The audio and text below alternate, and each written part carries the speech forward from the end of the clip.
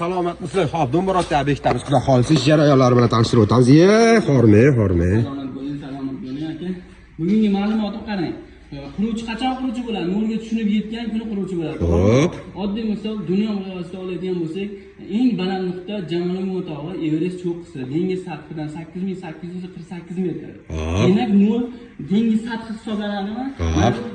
Qurilishlarımizga e'tibor bering. Har bitta 4 ta uchastkamizda ham hammasi qanday jarayonda hisobga olingan, romlarda qaysi uringa o'rnatilishi. Xo'p.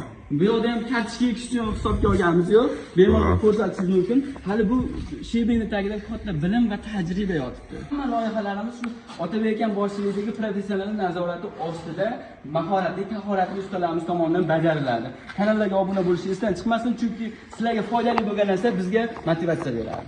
Kuzatishda davom etinglar, yangi videolar qo'yib boramiz. Charchamanglar.